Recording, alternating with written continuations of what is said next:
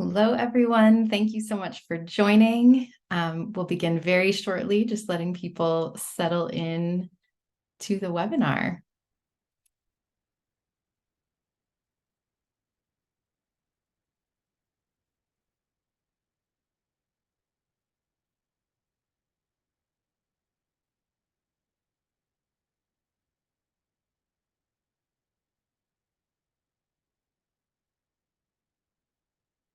All right, we'll wait about 30 more seconds and then we will get started. It looks like we have a good amount of people joining.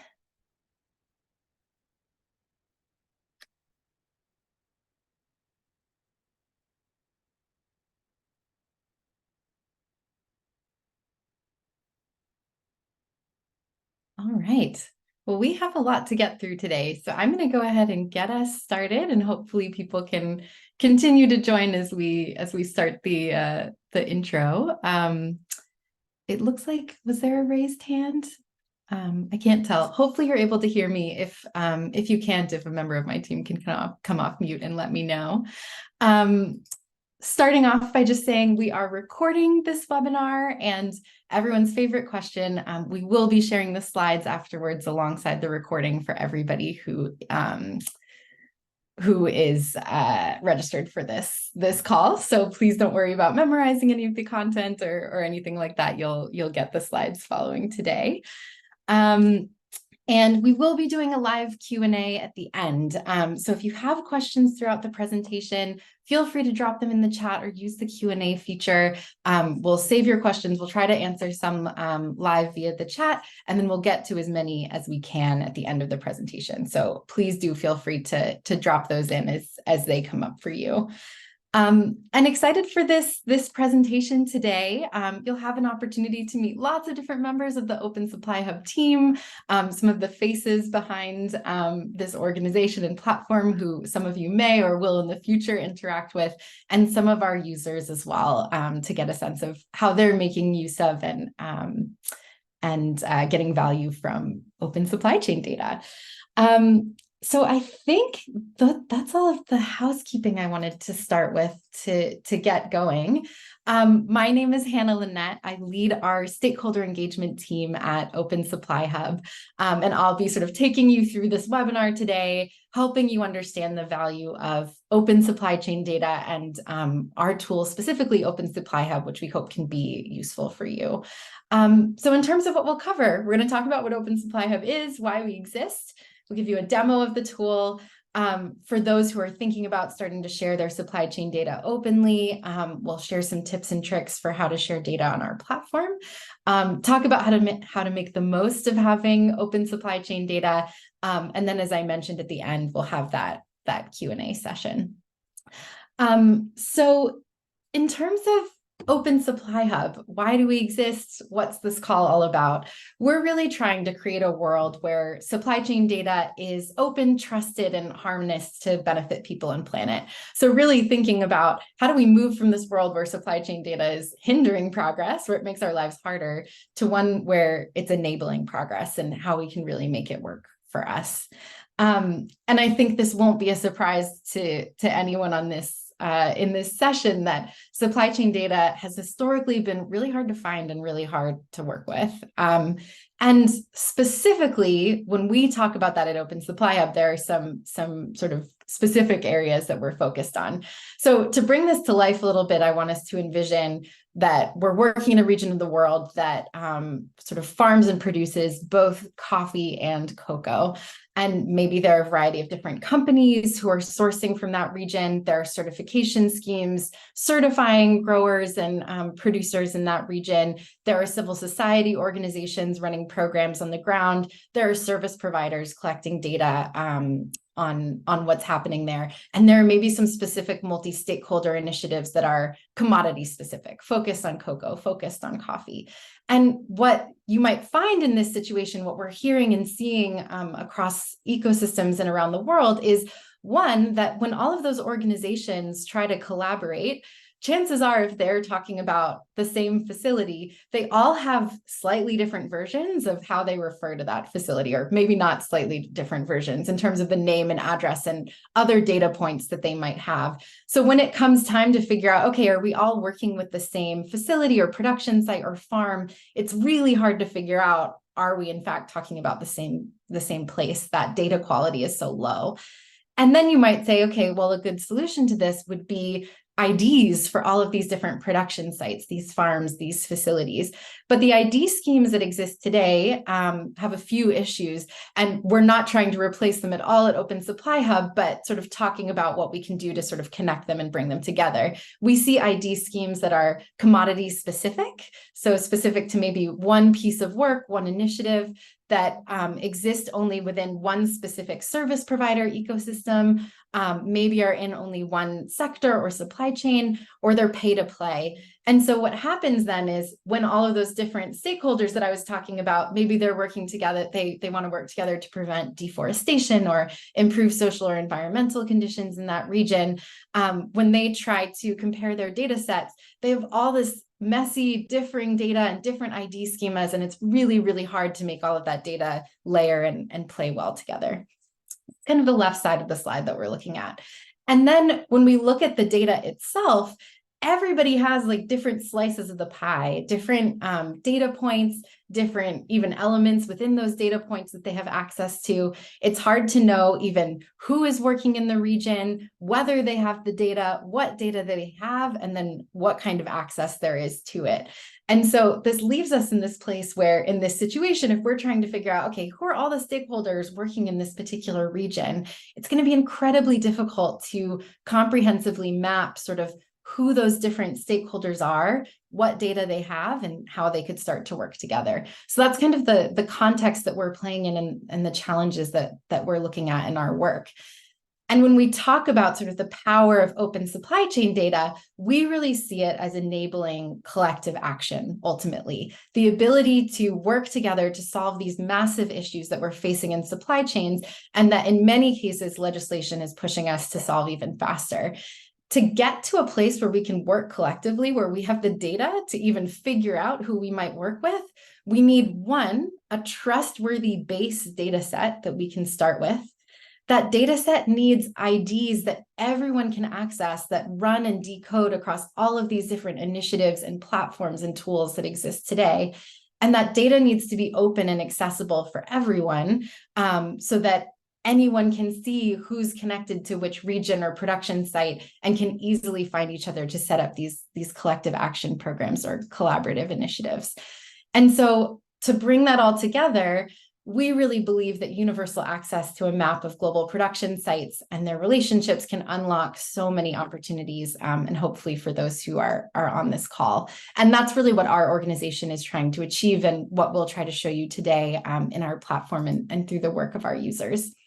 At a really basic level, if you're trying to understand what Open Supply Hub is, we're crowdsourcing supply chain data. So any organization that's connected to production sites can share data on our platform for free. We make that available for you to then search and download for free. And what we're showing are production locations around the world and who's connected to them, and then making it really easy to search and work with that data. And we'll show you that in a bit with a demo. So if we think about those challenges that I was talking about, there are three pillars to our model that hopefully can help bring that set of stakeholders together who are trying to fight deforestation in this region across commodity and at the landscape level together. So the first is, let's say all of those different stakeholders are sharing their data on Open Supply Hub, the brands who are sourcing from there, the certification schemes, even the suppliers, the farms, and factories themselves. And let's say in one case, they're all working with the same supplier and they all refer to that facility or farm in slightly different ways. Our platform is built on an algorithm that's trained to find those variations in the names and addresses of production sites and match them together, and then assign a free open industry standard ID that can sort of be used as a Rosetta Stone ID, decoding across all of these different systems and making it possible then for those stakeholders, if they are trying to connect about a production site, to say, this is the OSID for that site. Are we talking about the same place? And trust that they are, in fact, talking about the same place. Then that sort of base reliable data set that's easy to connect with and sort of plays well with others lives in a public good. So it's openly accessible for anyone to share additional data, to search, to download, to make use of. And then because it's an open database, when you look at production sites in our platform, which we'll show in a little bit, you can see all of the organizations connected to those sites in some way. And so then whatever the intervention might be that you're trying to achieve, whether you're standing up collective grievance mechanisms, whether you're trying to fight deforestation in a particular region, it's really easy for you to find and figure out who your potential collaborators might be. And so that's sort of that last piece around enabling global collaboration. The goal of our platform is very much to work across many sectors and supply chains. You see some of the top ones represented in our tool here, but knowing that the focus of this particular webinar is on the food and beverage and agriculture sectors, wanting to take a moment to talk about sort of the landscape around commodities and deforestation, because we know that's sort of top of mind for so many who work in these sectors. And what we're seeing now when we sort of look at the landscape that I was describing is because of the pace of legislation, because of the urgency around fighting deforestation, we're seeing more and more data being surfaced and published, which is fantastic. And what we've learned from other sectors that we've worked in is what's really critical at this stage as that data is being published is to make sure that it is interoperable and standardized so that you can work together across organizations, across commodities, across stakeholder types, et cetera. We know that legislation is really quickening the pace and that organizations are working to find solutions as fast as they possibly can. So working openly, working in the open as much as possible is going to make that even easier. And then, of course, it's going to be impossible to meet the demands of any of these pieces of legislation solo. So if you're looking to collaborate, if you're looking to work with others who are connected to or overlapping with your supply chain, again, working with open data is probably your ticket. And so just to sort of share some inspiration for you about what can be possible with open data, think about building collaborative grievance mechanisms and knowing sort of who your most likely partners are in that. Being able to quickly identify which factories or sites you should use for pilots that you might be running, because so many of your members or your collaborators are also working at that particular site. Shared auditing, shared due diligence, shared reporting, the ability to find the people who might have the data or who might need the data that you have, and many, many more.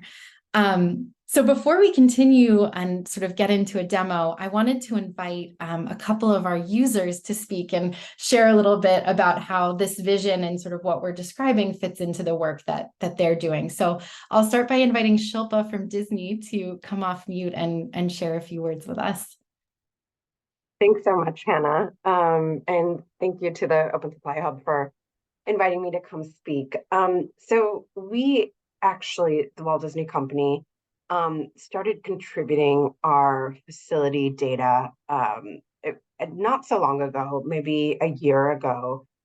Traditionally, we had shared our vendor and facility data for over a decade, but on our website. And we really understood the value of Open Supply Hub in that it was an open source repository where brands, buyers, multi-stakeholder initiatives could include facility data, and it would create opportunities and windows for collaboration to understand where you do remediation, what other brands might also be operating in that space, and you could potentially work to solve maybe a root cause issue or a recurring issue in a factory or facility. And so, of course, there's so many benefits to really having this collaborative tool that has sort of a low barrier to entry, and that creates transparent data.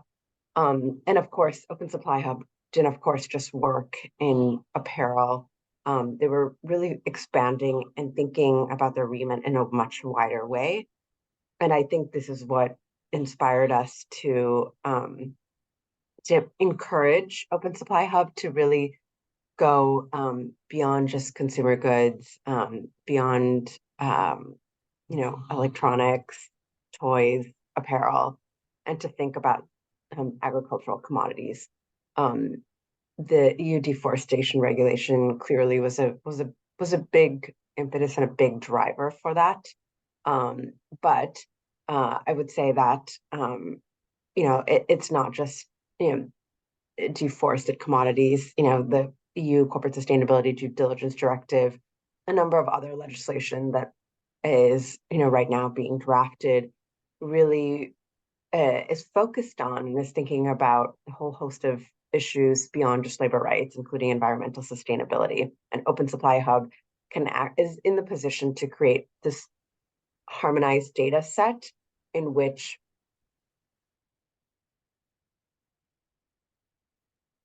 Oh no, I think we lost Shilpa. environmental stakeholders. And so, sorry, I'm seeing that my internet uh, is I unstable, think so I we've want to got make you sure you guys back. can hear me. Um, one thing that just to sort of share how we partnered with Open Supply Hub to help them go beyond and work in agricultural data sets is Disney oversees a program called the Supply Chain Investment Program. And it's now in its 11th year. And the idea behind the Supply Chain Investment Program, or SKIP, is to provide seed investment to social enterprises, NGOs, UN agencies that are really piloting or thinking about scalable tools that can ultimately impact and enhance labor and working conditions in global supply chains.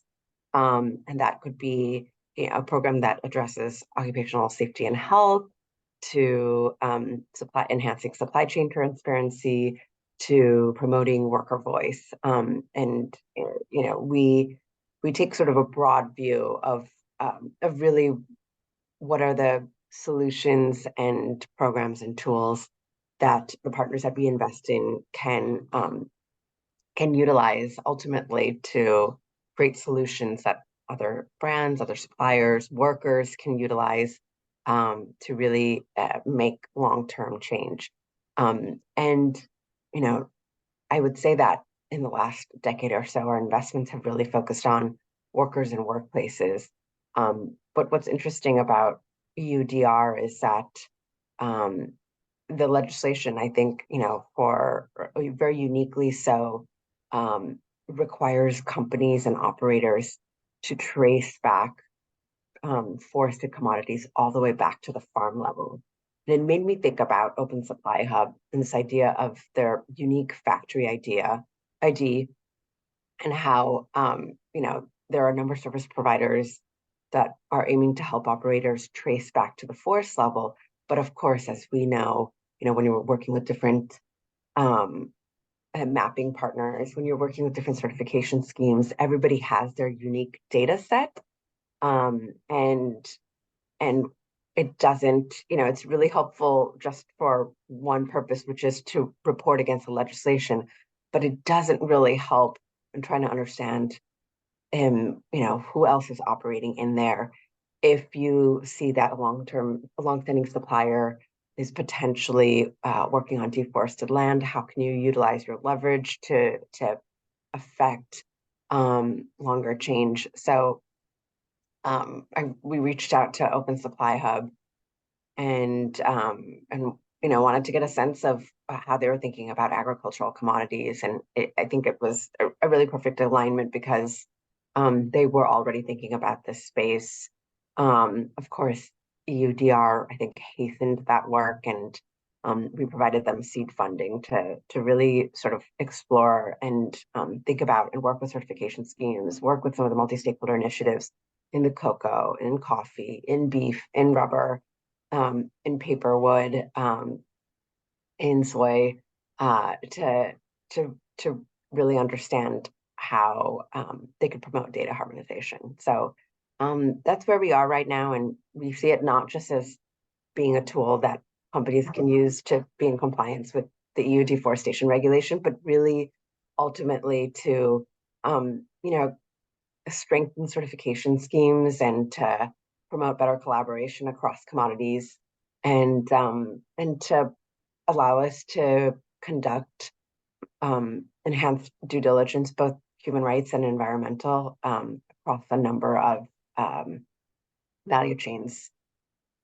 So with that, I'll hand it over to you, Hannah. Thank you so much, and thank you so much for sharing more about your journey. And now we'll have Aileen from WikiRate, who will also share some thoughts. Great, thank you, Hannah. So my name is Aileen, and I work as Program Director at WikiRate. Just a little bit about WikiRate. We're an open data platform, and we aggregate open ESG data about companies and their supply chains. So we work with a lot of different partners who use the platform to do research and share their data and findings more widely. And we have worked with OS Hub for quite a number of years. And I think the value add that they've had for us is kind of giving this repository of supply chain data that comes from a lot of different sources. And that kind of unique ID system that Hannah was talking about there allows us to actually match the facility data that we're collecting, often from supplier lists and elsewhere, to the OS Hub facilities. And that means that our partners are able to contribute data on our platform. We're able to also share data directly with OS Hub using that matching system.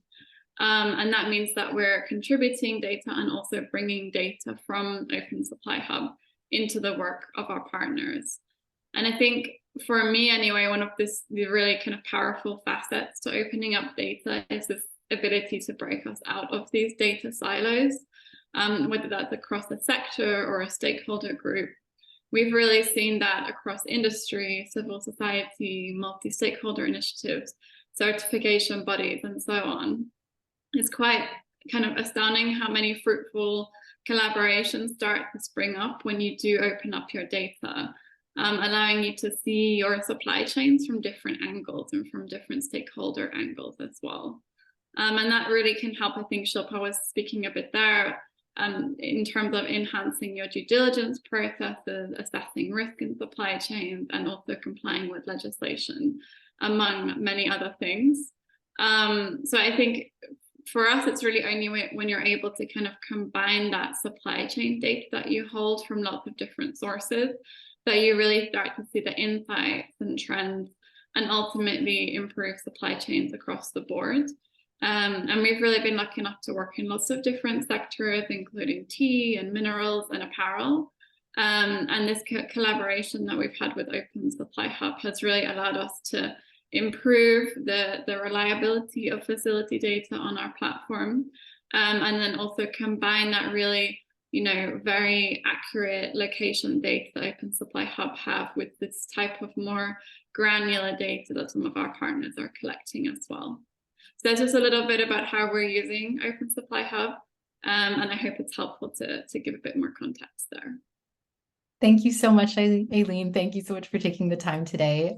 Really helpful to hear, and hopefully helpful for you all in terms of how stakeholders from very different parts of supply chain work see value and come together around open data.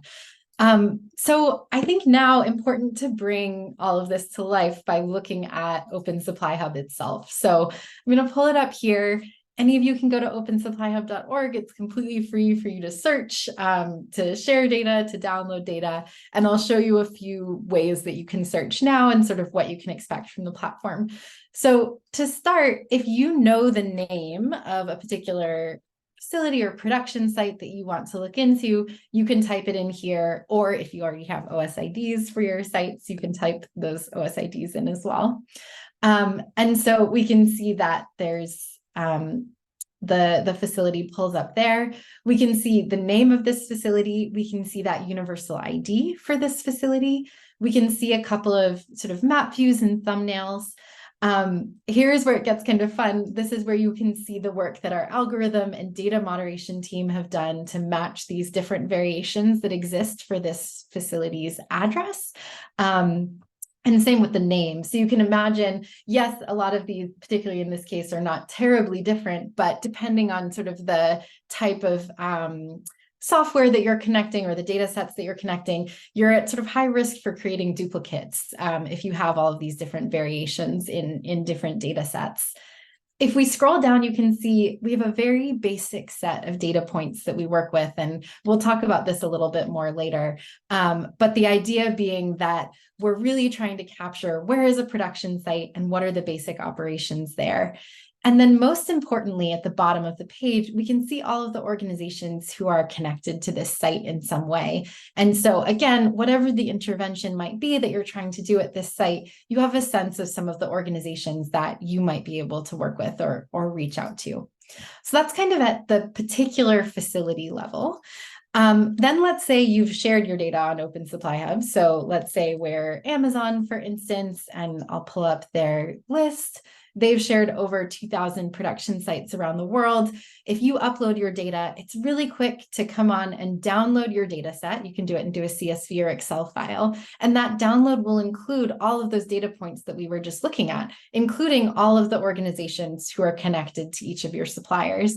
And then it's a very quick Excel manipulation to figure out who are you overlapping with the most, who are your sort of potential partners who you could work with. So that's kind of one tip if you're sharing your data on the tool. Then let's go a step further and say, okay, we're looking at multiple organizations, multiple supply chain data sets. So in this case, let's pull up John Lewis Partnership, who own Waitrose. And we'll start by just pulling up their data to illustrate 2,300 facilities. And let's say we're trying to figure out where they overlap with Marks and Spencer. Maybe we work at Waitrose and we want to work collaboratively with Marks and Spencer and figure out where supply chains overlap. So I'm going to start by searching both data sets. You can see 4,200 sites have been added between these two. And then I'm going to say, actually, I only want the sites that both of these contributors are connected to. So where do they overlap? And we can see that narrow to 198 results. For the sake of this webinar, we're focused on the food and beverage sector, so I'll filter the sector a little bit more and we'll get that down. Okay, we're at 109. Then maybe we're doing work focused on the UK. We narrow it further. Then maybe there's a particular area that we care about. We're doing a site visit, there's particular risk there, whatever it might be. You can draw that area and see the list continue to narrow. So now maybe if we're going into a meeting about collaboration between these two organizations, we have a list of sites that we can start with and start that conversation with. Similarly, we could do something like, and let's remove the UK as well. If you wanted to narrow it just to a particular region of the world, like already very zoomed out, you could draw that region, for instance. Anyway, I won't belabor that point. Then you can also see what we've looked at so far, a lot of sort of brand and retailer data. I think it's important to say as well that there are other types of organizations that are sharing data in our platform, and that was mentioned by some of our users as well. So you can see certification schemes here. You can see multi-stakeholder initiatives. There are some really fascinating data sets, the International Accord for Fire and Building Safety, for instance, sharing their data. So it's not just sort of brand and retailer data sets that you can overlap and compare. There are many others as well. A few other ways that you might want to search the tool, you can see some of the other data points that we have. If you're working in tea, for instance, you can search for tea as a product type, and you can see all of the sites that are connected to tea. I'll also quickly mention when I pulled up the Marks and Spencer data, you can see that it says public list next to it. So that means that that's a publicly available data set that the Open Supply Hub team has found and added to the tool. We always encourage owners of that data to sort of take it over and keep it as up to date as possible. But there are so many rich public data sets out there that we want to be sure to be able to add those as well to ensure that you're getting the best data possible and as much sort of rich rich information about a landscape as possible. So for those who work in and are connected to palm oil, you can see a couple of the big public data sets that you're familiar with. They're already in the platform. Again, the spirit of this is not to replicate important work that's already happened, but to bring all of these different initiatives into one cross-commodity place. And then I saw a question about this in the Q&A, so I'll talk about it now in terms of how many tiers do we work with, how do we work with smallholder farms or farms in general.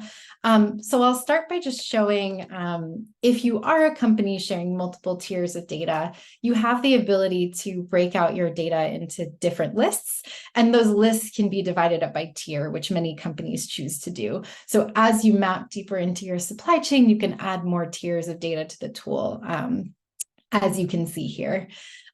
We accept all tiers of the supply chain, so from farm level all the way up or down.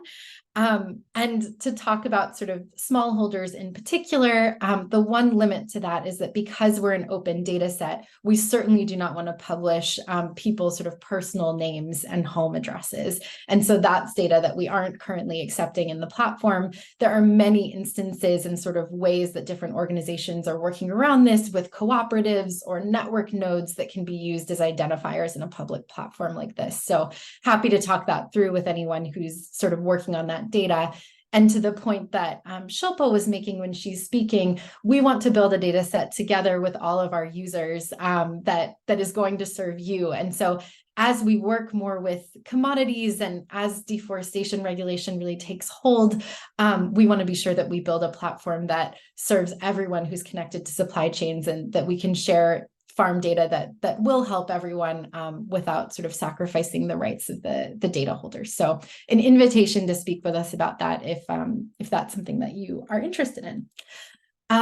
So that's sort of the quick demo of the tool. I'm now so excited to introduce you all to a few members of the Open Supply Hub team who are going to share a little more sort of context and information about the tool. So first I'll invite our product sales and marketing manager, Ariane, to join and talk about some of the Open Supply Hub features.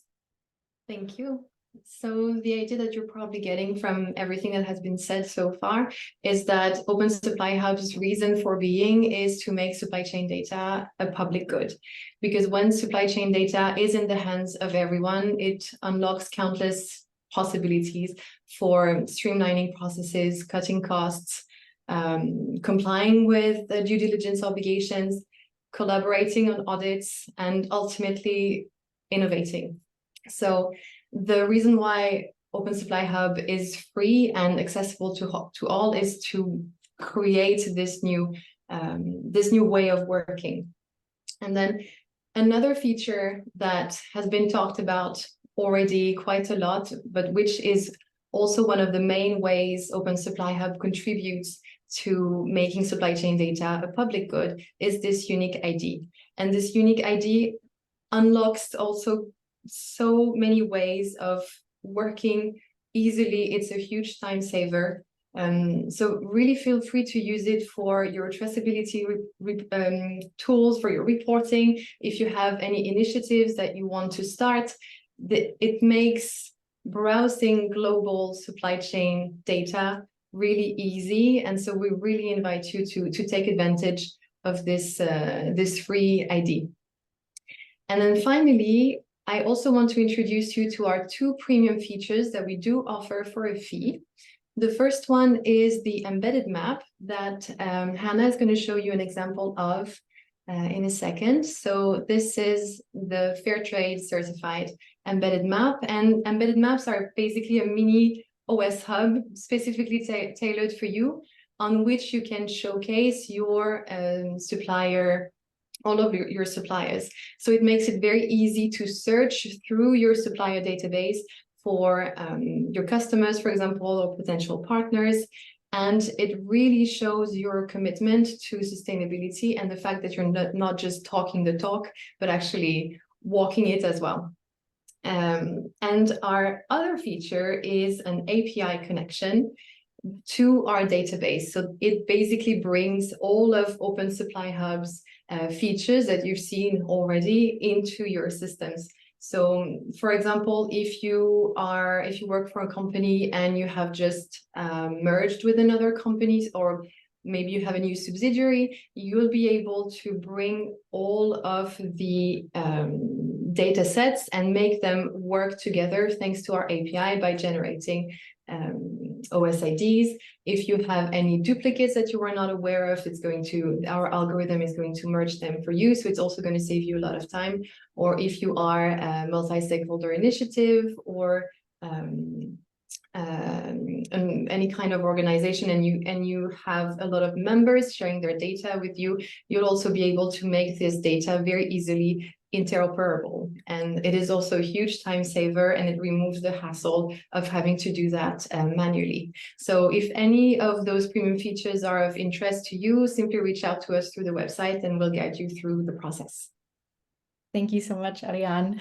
And now we're going to have our product manager, Marielle, talk to you about all this data that you're seeing in Open Supply Hub. How does it get there? How does it move through the tool? And hopefully that might answer some of the questions that are coming in now. So Marielle, take it away.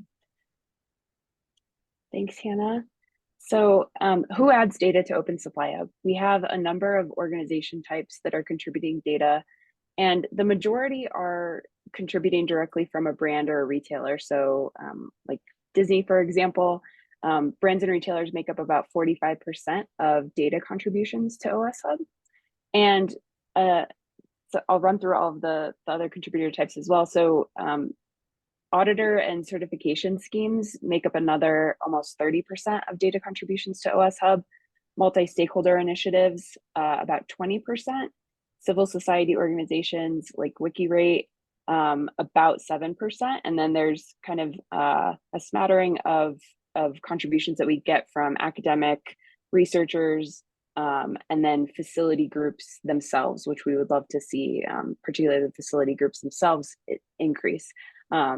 And so those are the types of data contributors from outside OS Hub that contribute data.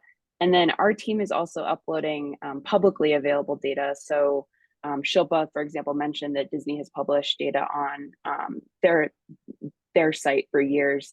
And there are lots of companies that do that, and then other sources as well, like government repositories. And our team collects those and uploads those as publicly available data sets.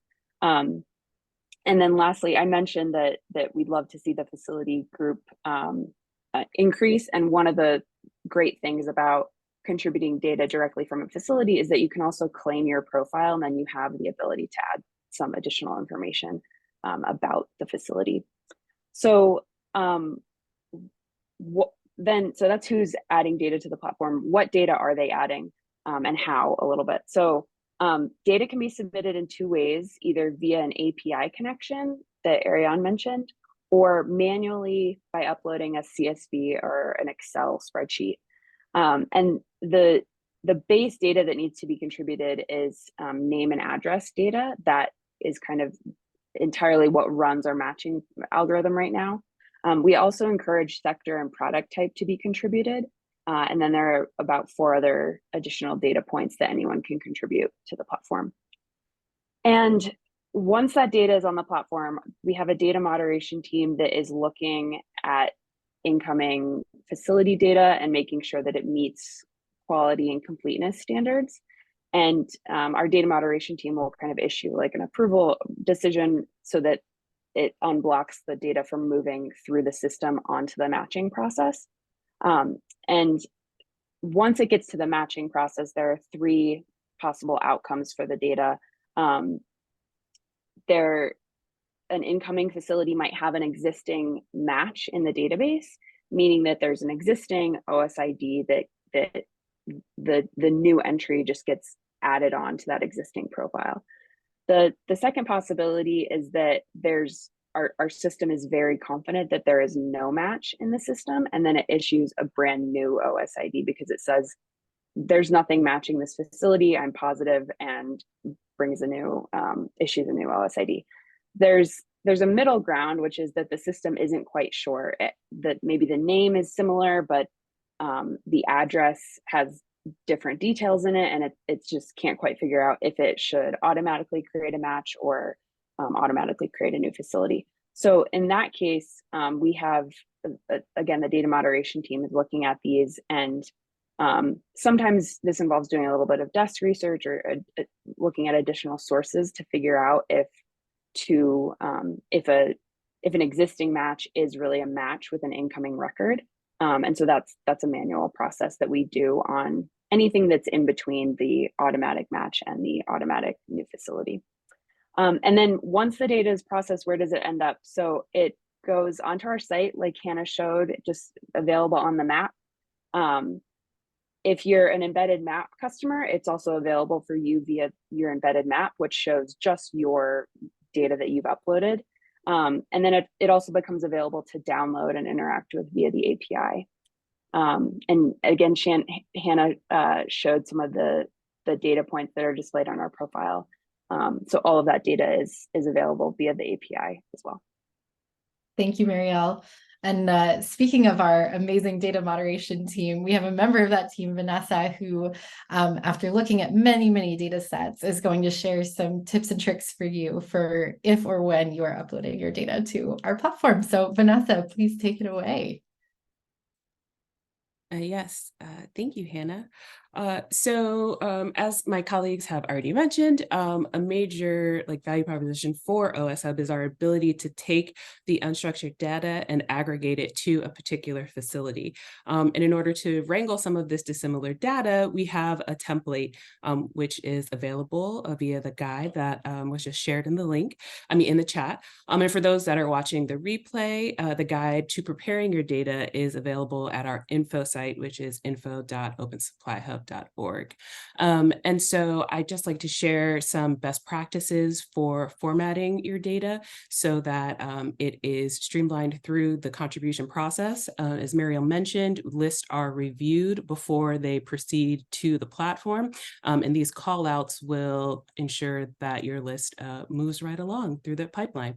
So country name and address are 3 fields that are required in contributions.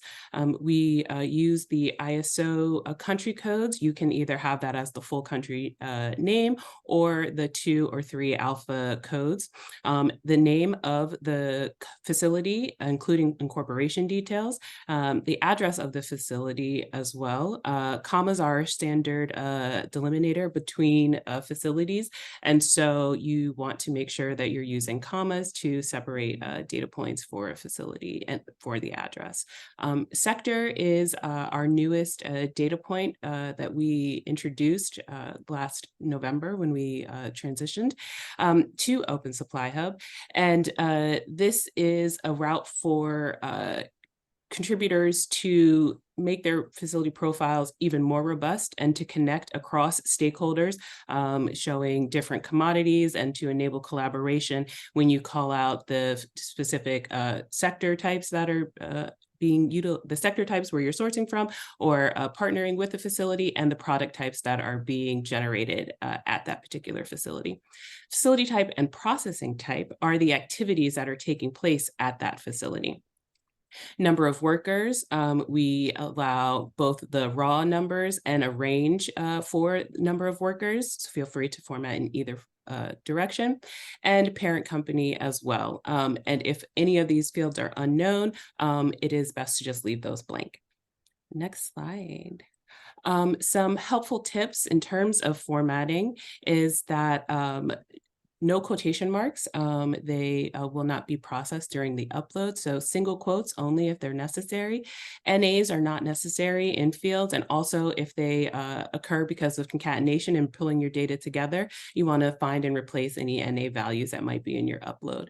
As I mentioned, blank columns can be processed. So there's no need to add unknown or NA for any details that are unknown to your organization. We utilize a single comma to separate values within the address. And as a recommendation for addresses, if you know the local configuration for that address, that is recommended, as it will help the geolocation processing. 1 address per row. Each row is containing unique data about a facility. Even if you source at multiple facilities, we would recommend that you include each facility detailed in a separate row.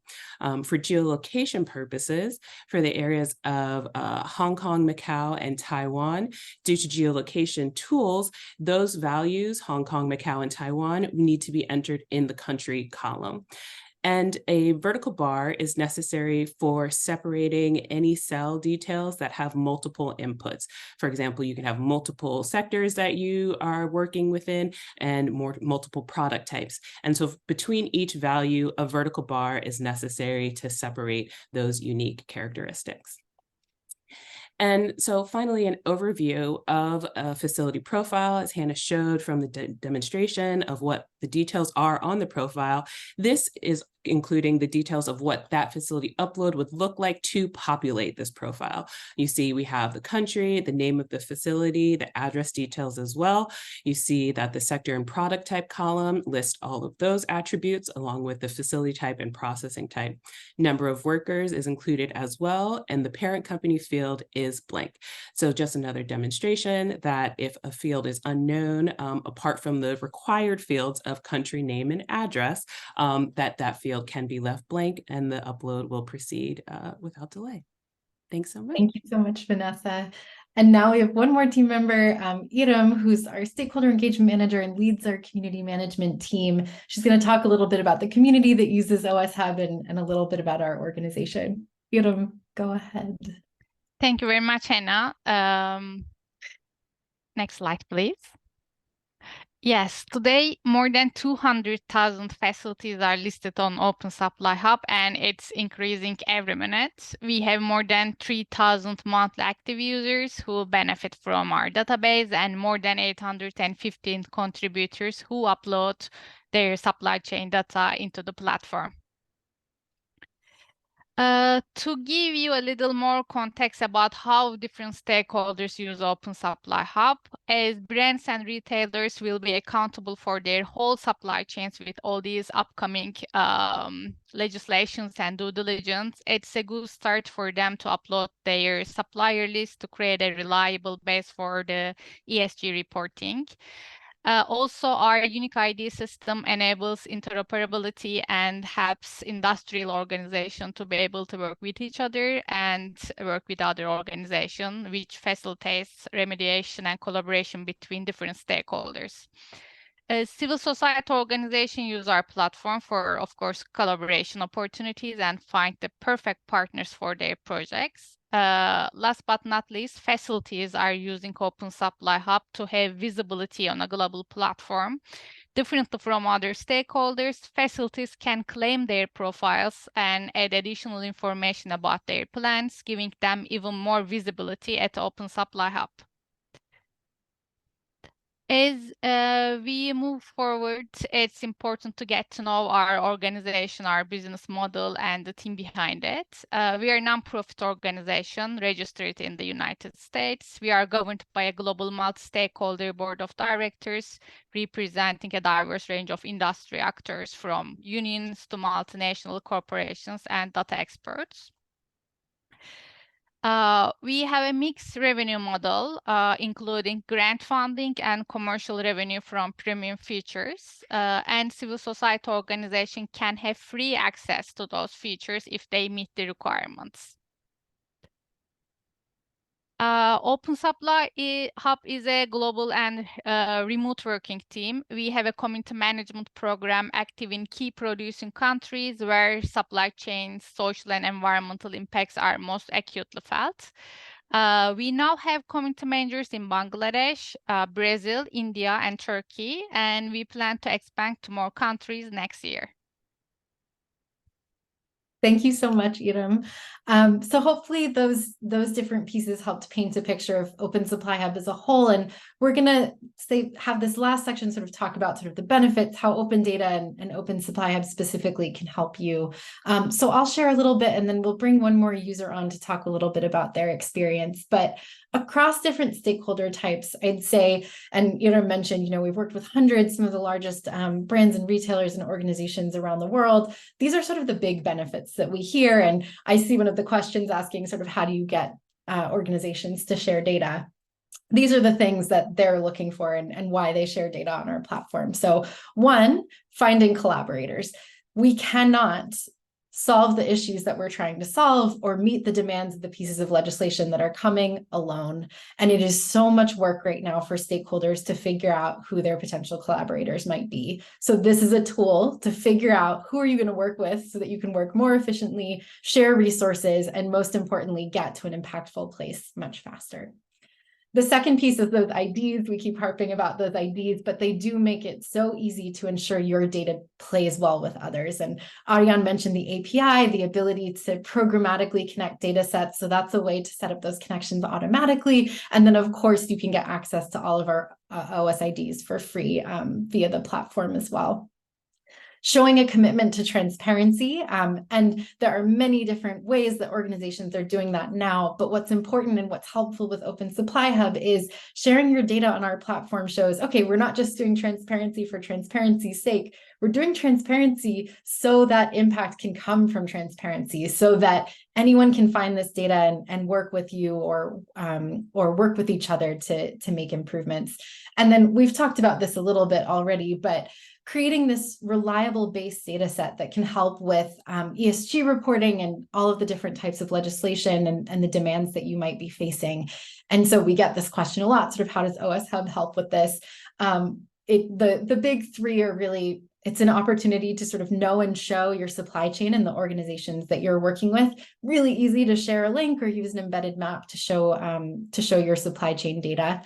Then that data plays really nicely with others because you have the decoder ID that runs across all different types of systems and platforms and organizations, and then being able to find collaborators who you can work with to make improvements in supply chains.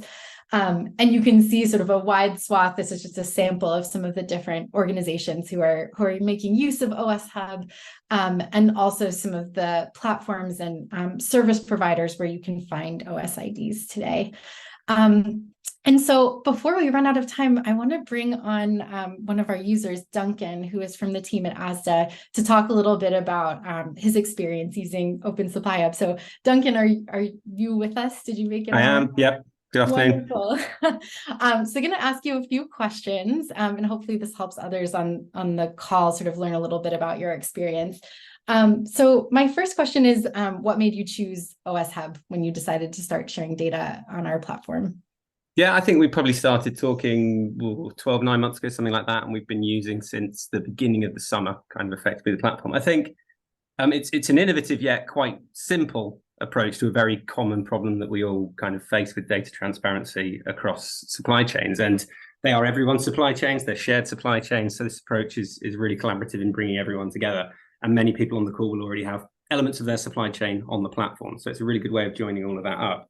It's user-friendly in very simple terms, and it allows us to provide more information and context to internal and external stakeholders, including our customers. And we sell everything from T-shirts to tomatoes and everything in between, really. So it's a really valuable tool in that piece. Part of the big sell for me was around the context it can provide. So we traditionally did large supply chain disclosures as PDFs, and they were sort of stuck on a corporate website. A list of addresses, a list of names didn't really work very well together. You could find out information, but you had to do a lot of lead work within that.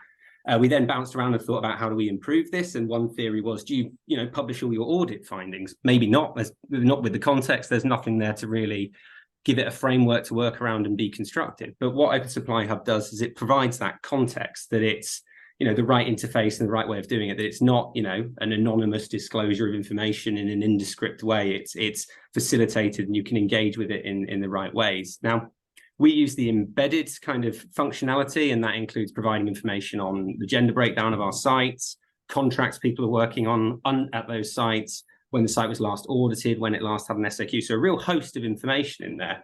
And we've seen real value in that in terms of articulating our supply chain better to customers and interested parties. We spent a lot of time at ASDA being data-led in how we develop our programs and how we work to have the best information to inform how we operate. And the validation that you guys have been talking about in terms of the data and the checks it goes through that Vanessa unpacked was really helpful for us to further refine our data and get more understanding about where we need to improve and look at risk differently. But It's also pointed to as a big best practice tool. You have the likes of the ETI and their progression frameworks who look at this, and many NGOs and the campaigns they run. A lot of it starts with a supply hub. So it's a really good tool for us to have engaged with in that way. And they were some of the reasons why we started the conversations. Amazing. And you got into this a little bit already, but can you share some of the results you've seen or sort of ways you've incorporated OS Hub into your day-to-day since you started using the tool?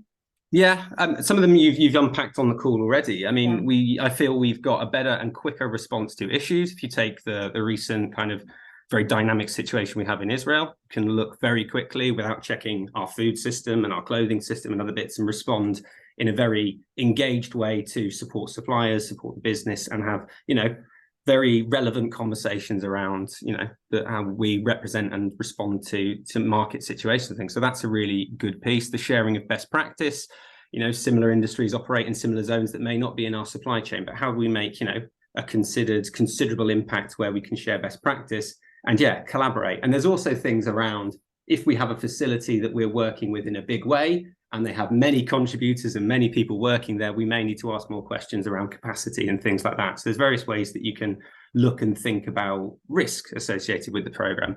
And data integrity as a risk itself is a very big one for us. It's up there with some of our largest kind of risks in a responsible sourcing human rights sense. And going through and getting better data in that piece and having better data is a real way to mitigate those risks. And a big kind of benefit for us that we've pulled back from the embedding process is we now have GPS coordinates for all of our sites, which we didn't have before. We have postcode information or zip codes and various different ways of looking at it, but we've got a standardized piece that unlocks, geospatial data science and things like that into the future. So we've got really good resources on the back of that. We've probably seen an uptick in terms of contacts regarding our work and the data that's on Open Supply Hub from NGOs, activists, and people who are engaged with the supply chain, which could be quite scary, but we think it's quite a positive thing because we're seeing that proactively. We're seeing that ahead of, articles hitting the news and things like that, where you would be asked for comment. We're being brought into the studies earlier and engaged with, and it's that accountability piece as well. Thank you. That's great. And I think last question for those who are on the call who are thinking about using OS Hub or sharing their data, any advice that you would give them? I think a lot of what we do in responsible sourcing in human rights circles and the role that I do is about storytelling and about synthesis and about bringing things to life for people. And this tool is really good at that because it allows people to interrogate things and look in their own frameworks. And again, I'll go back to it being really user-friendly and a tool that allows people to engage with their data. So I think communicating about it sort of far and wide, what it does, how it works, and showing colleagues and referencing it and repeating it and trying to, use it to talk about concerns and solve problems is a really engaging way of doing it. And you've used some terminology around knowing and showing, or know and show, which is in the UN guiding principles, mainly about policies and processes. But this is a really key piece of how you show and how you demonstrate what you're doing. In some instances, there will be limitations, but you'll be showing that you're working there, you're focusing on them, and you're trying to work in that way. And a big piece is getting kind of a bit, I suppose it's getting comfortable with being almost uncomfortable in some scenarios by having that data out there. It drives the right behaviors, it drives the right accountabilities and things like that. But we had to do a big piece of work with our PR team and our legal team. And I'm from a very big company, so I have a lot of people I can talk to about these things, which is great. But you have to be, engage with the company and talk about the direction and where you're going with this. And key for us was putting that within our longer term strategy for transparency, and Open Supply Hub helping us on that road, really. Amazing. Thank you so much for joining, Duncan. That was really helpful to hear. And I think sort of outlined some of the questions that I was seeing in the Q&A throughout as well. For the sake of time, I'm going to skip ahead a little bit in the presentation. We might hit some of these items in the Q&A. And if you're open to staying on for a few more minutes, we'll try to answer more questions.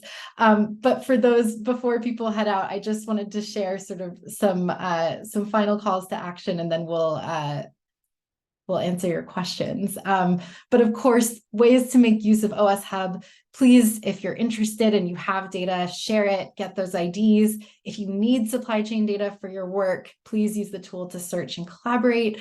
We're always looking for help advocating for our tool. We're happy to speak within your organization or multi-stakeholder initiative or event around open supply chain data to encourage transparency. And if you're excited about what we're doing and you've played around the tool and you have some feedback, our product team is always excited to speak with users and learn more about how we could build a tool that can continues to really serve you. So we'll be sharing the link to sign up for that in the slides as well. But with that, I'm going to bring, one more thing. Most importantly, for those who are on the call, we've sort of mentioned that it's been alluded to that we used to just work in the apparel sector, and at this time last year expanded to serve all sectors and supply chains. And it's been really exciting to see sort of which sectors are moving the most quickly in terms of opening up their supply chain data. And food and bev is right at the lead after the apparel sector data that we have. And we're talking to so many organizations who are on the cusp of being ready to share their data. And so we hope with this webinar, with future calls we can have with you, that we can really encourage you to not wait for somebody else to do it first and just start sharing that data so we can realize impact together. And so that's why we've issued this challenge. We're asking the food and beverage sector to share as much data as you can on Open Supply Hub by the end of the year, so that we can really all start to show and work together and sort of build this open data ecosystem that we ultimately all need to be able to do our work well. And so with that now, I think I'll ask Ariane to come back and we'll go through a few of your questions. And then, as I mentioned at the beginning, we'll share these slides, we'll share the recording, and hopefully some resources that will get at the rest of your questions soon. So Ariane, happy to answer questions that have come in. Yes, so the first question is, I'm curious what your answer would be to people who are hesitant to publish data because of competition and price pressure. I'm hearing this within our organization, but I would like to convince people. That's great. We actually have a slide that I'm going to pop up to that I skipped over. And this is perfect. So we get this question a lot. You are not the first person to ask this. And I think when we talk about sort of competitive advantage of supply chain data, what we've learned from organizations who are sharing their data openly is that this is sort of an old-fashioned mindset or approach in most supply chains. We know that there are exceptions, but where historically supply chain data was sort of your competitive advantage, you kept it secret, you held it close. This is no longer something that is serving people. And in fact, there's more benefit to be gained by sharing your data. And so a few pieces to that, it's pretty unlikely that your information is actually a secret at this point, sort of given the information sharing that's happening. There are organizations out there scraping shipping records and government logs and everything. So you have the opportunity to be in control of your data by sharing it yourself. We're also hearing from more and more users that competitive advantage now, today, comes from the quality and type of relationship you have with your suppliers, not whether or not you source from them. And in general, I would just say this is a mindset shift that we all have to adopt. If we're going to meet the demands of legislation, if we're going to create the supply chain conditions that are sort of safe and efficient and sort of best for everybody who's touching them, we have to work in the open and we have to work together. So that would be my answer to that. Next question. Somebody asked, supplier sites for retailers can change fairly frequently, onboarding new suppliers or removing suppliers. Would we have to manually update each time to become connected or disconnected from a site? Yeah, so I'll answer this in a few different ways. If you're removing a supplier, it's super easy. You just go on the back end and there's a little remove button on each of the suppliers you're connected to. So that's pretty instantaneous. If you're making sort of a big update, if your suppliers change seasonally or something like that, and anytime you're adding suppliers, you do need to do a new upload to the platform if you're using a CSV or Excel file. And then I'll also just use this as an opportunity to plug that API that Ariane was talking about. If you set up an automatic connection between your system and ours, anytime you make a change, removing or adding a supplier, you can set that up to automatically push or pull between your data set and ours. And then Ishita is asking, I am wondering if your coverage upstream is as extensive as downstream. We work mostly on international financing and it harms against its communities. Communities who we work with are more acquainted with those operating at the local levels rather than those who are upstream. Yeah, I mean, I would say that the data in Open Supply Hub is certainly a reflection of sort of maybe the state of supply chain data as a whole and sort of what organizations have and are comfortable sharing. And so it does vary from sector to sector. So with our roots in apparel, for instance, certainly there was more data to start at tier 1, but we're seeing over time sort of more and more data becoming available at different tiers of the supply chain. And of course, there's so much impact to be had at sort of the farm or raw material level that focuses really on sort of tracing, collecting, and opening up data there. But I would say it's certainly not the majority of the data in the platform yet, and something that we know a lot of organizations are working toward. We know in other sectors and supply chains, palm oil, for instance, mills are really well mapped because of the work with the universal mill list.